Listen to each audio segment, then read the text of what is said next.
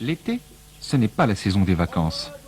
On y travaille tout autant qu'en hiver. On construit les maisons avec les matériaux les plus traditionnels. Je dirais plutôt on construisait ainsi, avec du toub, c'est-à-dire de la terre malaxée avec de l'eau. Les Mozabites disent eux-mêmes qu'une maison construite en toub est plus fraîche en été que n'importe quelle autre maison. Et le travail en est très simple. On fait des briques avec des moules en bois, on fait sécher au soleil, et puis on les assemble avec du mortier de toub. Protégée par un enduit de chaux ou de plâtre, la maison durera des siècles.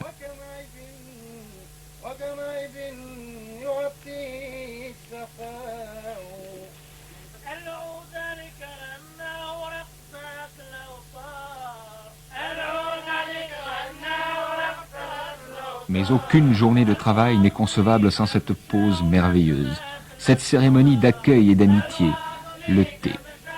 3 petits verres de thé à la menthe, le thé au nana, sous les palmiers, dans un jardin embaumé de jasmin et de chèvrefeuille. Ne serait-ce pas par hasard cela qu'on appelle la qualité de la vie, ce bonheur après lequel nous courons tous sous nos latitudes et que nous rattrapons si rarement. Pour moi, le thé, c'est une certaine forme de bonheur, ineffable et tranquille.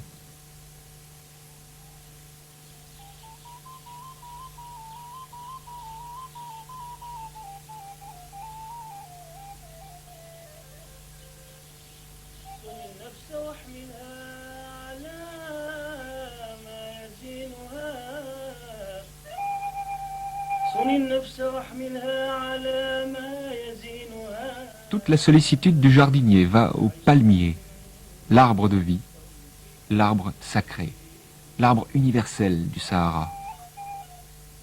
À la fin du printemps, les Mozabites montent dans les arbres et procèdent à la cérémonie séculaire de la fécondation des palmiers femelles par le pollen des palmiers mâles. Ils le font eux-mêmes tout simplement parce qu'il n'y a pas assez d'insectes pour transporter le pollen fécondateur et puis aussi parce qu'on obtient ainsi un bien meilleur rendement.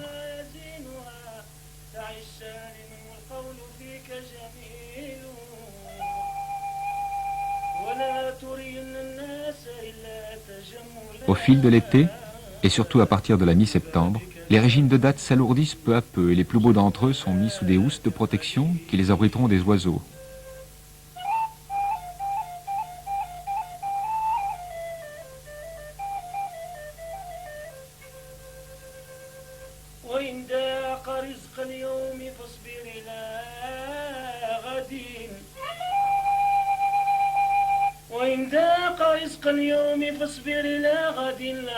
La récolte des dattes commence à la mi-septembre pour certaines variétés très précoces, alors que les plus tardives sont récoltées en début janvier.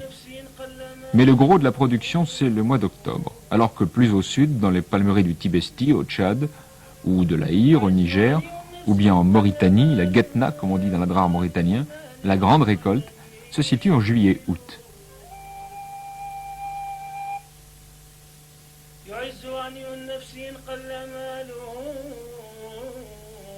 Les palmeraies mozabites ne sont pas aussi importantes que celles de Tougourt ou de Biskra qui exportent la fameuse datte algérienne, la Deglet Nour, dans le monde entier.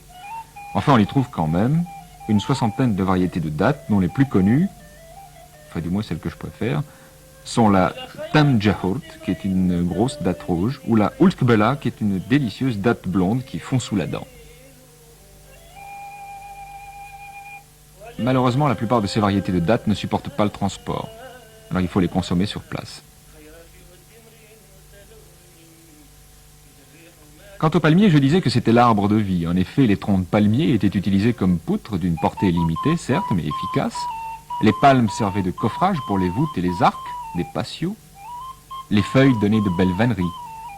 Les régimes vidés de leurs dattes étaient les plus efficaces des balais.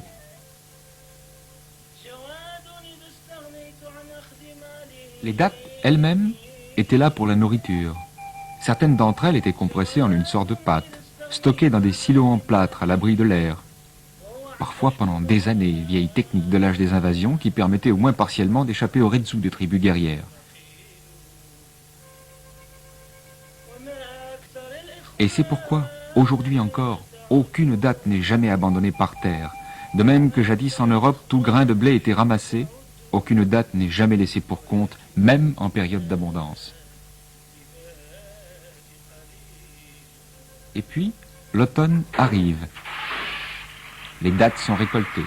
On quitte la Palmeraie en même temps qu'arrive l'hiver et ses nuits froides.